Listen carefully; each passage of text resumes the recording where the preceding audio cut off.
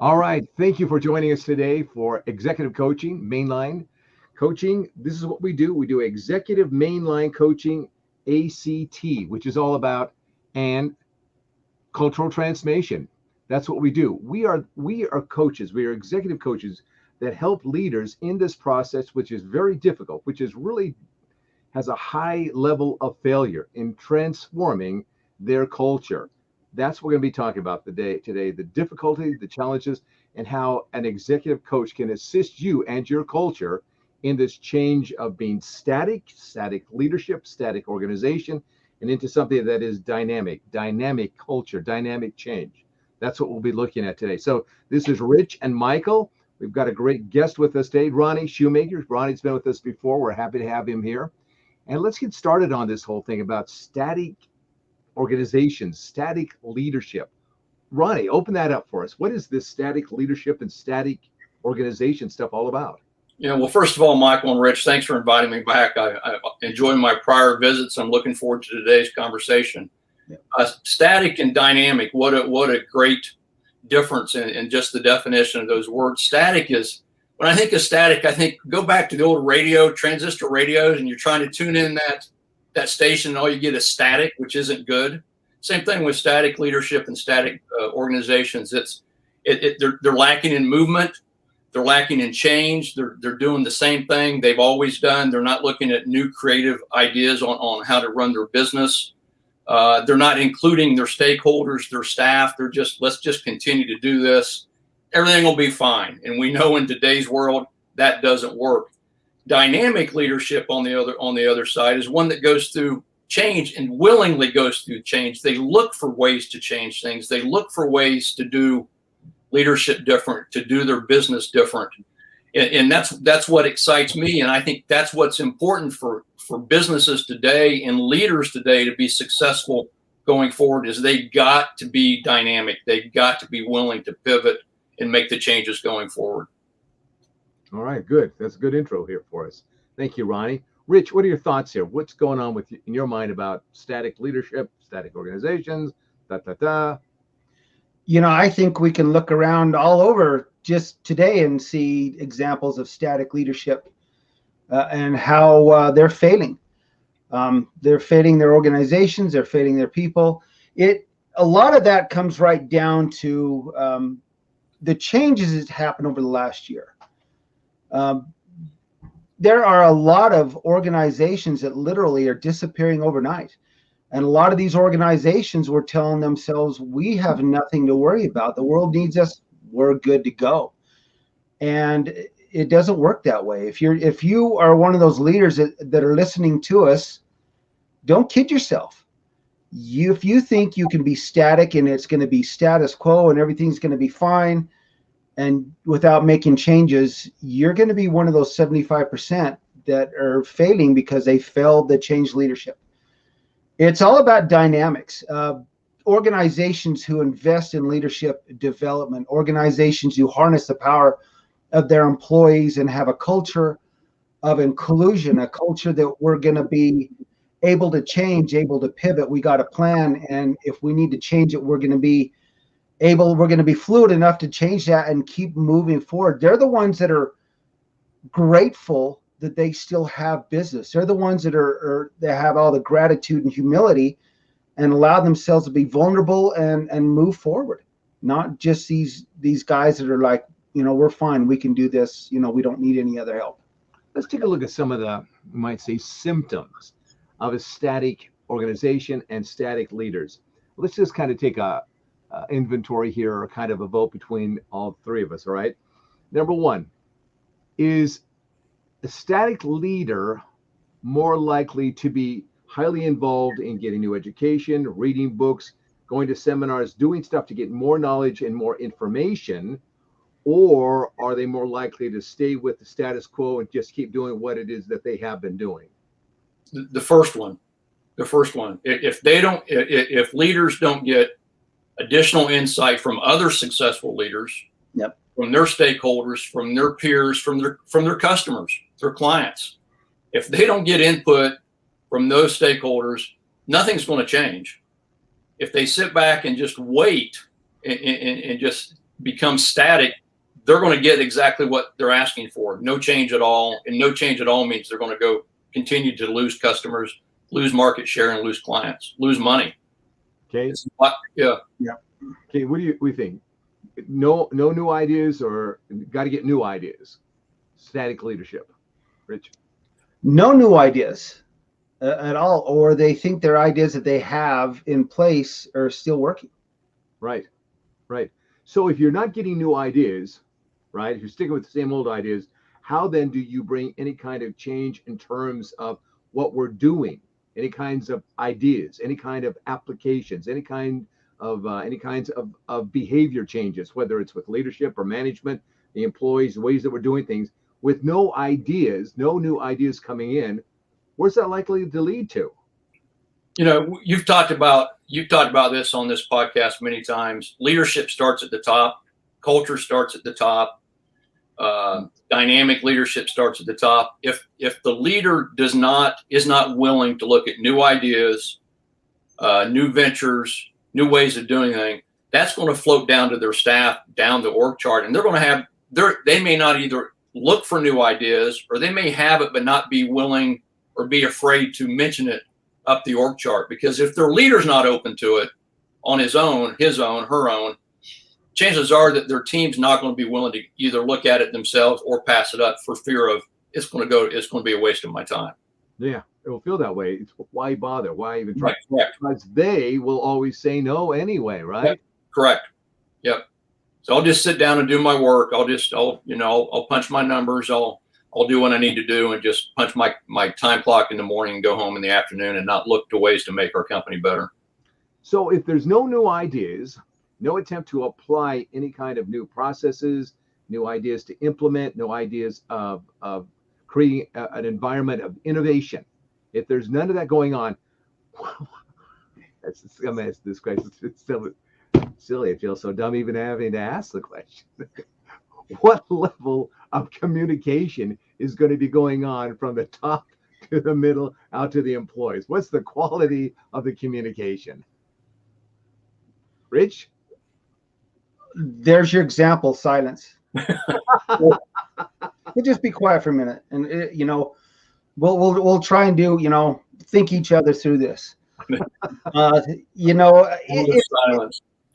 It really comes down to the leadership. And Ronny mentioned something a minute ago about org charts. I think this is a good example, maybe a good argument for having an outside coach versus an internal coach to help you through this change. There's a lot of companies out there that are looking to invest and looking to get through this problem, but in their rush to do that, they're hiring internal coaches. And not to slam internal coaches, there's a lot of great internal coaches out there, but they're part of that org chart. Yes, they get plugged into that org chart. They're now an employee of the company, and unless they can they're good enough to affect change on their own, being part of that org chart internally, you're back to square one. It's really having the ability to look outside the organization for somebody who can help you. When you take a look, and that's a great point, when you take a look at this notion of, you got to have new ideas, got to talk about doing new things in new ways, you got to have great communications, right, in order to take that to the teams out there to make things happen. If you don't have that, there's really no new knowledge, there's no new effort to get new technology, as well as, how do we make a great culture and getting that going and making things happen and communicating about that. All that stuff is not happening. Let's take a very honest look at that. What could you expect in terms of high or low or terrible motivation that you would see in your employees? Oh, there probably wouldn't be any. And those employees that want to make a mark as an employee, no matter what level they're at, whether it's the lowest paid employee or the CEO, you have employees that want to go in and have a positive impact on their company. Right. If their thoughts, if their ideas are not welcome or even asked for, they're going to look someplace else. They're going to go someplace that has a better culture, a better line of communication. And we all know the cost of losing and replacing an employee, right? It's 150% of what you pay to keep them. Oh yeah. So the lack of communication downstream will either shut those employees up or run them off. And that either way, it's an expensive decision. Yeah, and isn't that interesting? It's kind of this, you take a look at this, that dynamic. I, the leader, I am unwilling to motivate myself and inspire myself and aspire to new knowledge, new abilities, new skills, new dreams, new visions. I'm unwilling to do that. And so nothing happens here between me and my employee at that level. And then I get upset because my employees, they're not motivated. Yep. Right. What a joke. Yep. Yep. Yep. So we got to take a look at this in terms of, okay, what's it going to take? We know that 75% of attempts to change culture fail. That's just the statistics. Yep. And you got to take a look at it. Why is that? Well, it's going to start somewhere here with the leader. That the leader is kind of locked down. When you take a look at leaders that don't change, I'm going to tell you their number one fear. It is a fear of change. Gotcha. It is the fear Yep. of the unknown. It is the fear of the future. That's what they're fearing. They're fearing these things. And if you're locked into that fear, you're going to go into protective mode. It's me first. I got to survive, and pretty much good luck everybody else. It's just that simple. The question here is, can you get through to a leader who is locked down like that? Somebody who really realized, well, we just got to keep doing what it is that we have to do. Are they going to be very open? And if they're not going to be open, well, let's just tell you, what might that person do? What might that person do that thinks he's got it or she has got it all going really, really good, but in fact is on a flight downhill fast? What could be done? How could you help them recognize that? Well, I think one, they go into a protective mode, fear of failure, fear of being found out, the imposter syndrome, right? Yep. So if this system has worked well for me for the last 12 months, 12 years, if we change it, you all might find out I don't know nearly what everybody thinks I know. So the imposter syndrome is huge with leaders. They'd rather continue on the path they're on than run the risk of being found out that they're not who they think they are or who they want people to think they are. Right. Also the fear of changing what's being done. Oh, I don't like change. Nobody likes change. Well, eliminate that fear and think about the possibilities, the good changes that could come out of that positive thinking. I also think about when static leaders, they tend to have, if they're successful in the past, they tend to have a thought that the customers or the clients are here to serve us. Good point. Versus the other way around. Right. The dynamic leaders that are looking into the future, they have to create the culture that says, we are here to take care of our customers, to take care of our clients. In my background in health, to take care of the patients. And it's an honor and a privilege to do so. Honor and privilege, not just the client or the patient. And Rich and I have a commonality in healthcare, but the families of the clients, of the patients, the caregivers, the spouses, the kids, whatever. So they've got to change that whole mindset about, we as leaders are not here to serve our client. The clients aren't here to serve us. We as leaders are here to serve our clients. Right. And there's an appreciation around that. They appreciate the work that they get. They appreciate the customers they have, and they do anything they can to keep them. Yeah. Yep. So, and it comes down to a simple choice. It's a choice. It's not a big, long quiz. It's A or B, yes or no, static or dynamic. What are you going to be? And the thing is good leaders surround themselves with people who are better than them. Yep. That's a sign of a good leader.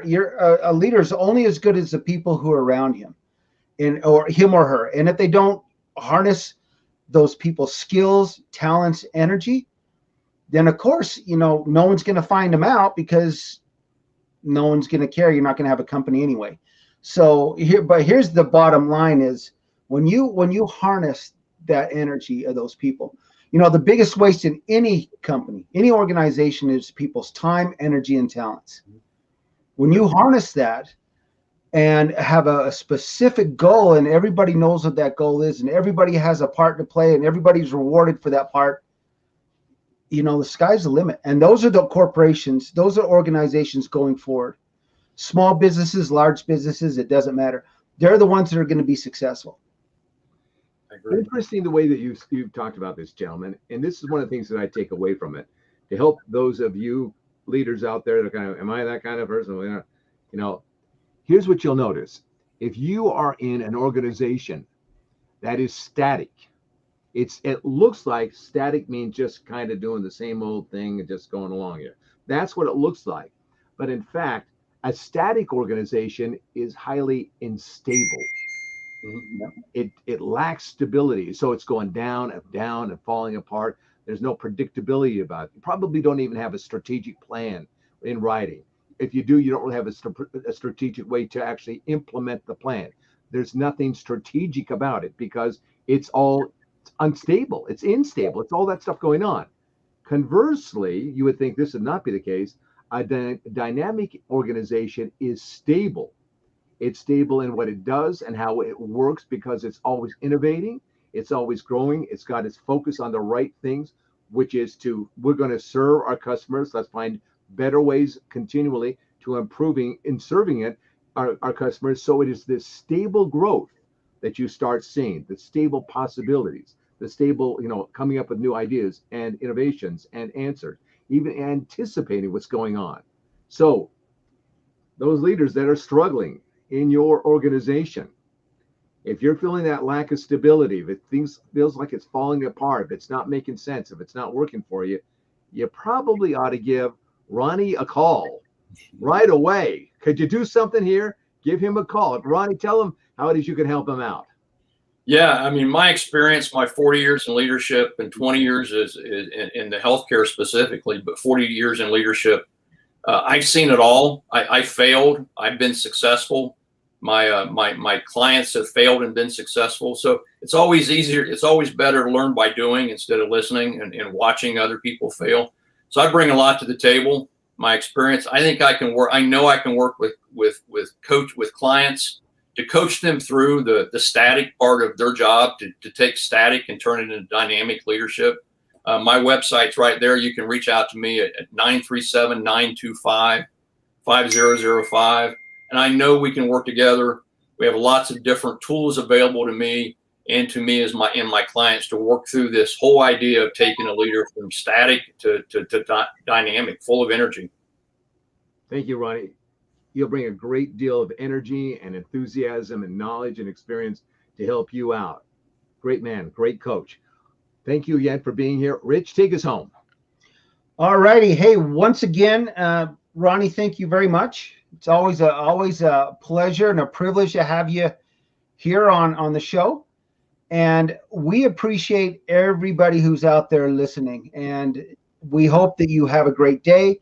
And if you have anything to say, podinbox.com, mainline executive coaching ACT. Leave us a message. You can go on there and leave us a live message now. And we'd love to play that on our next podcast. So once again, thank you. Take care. Have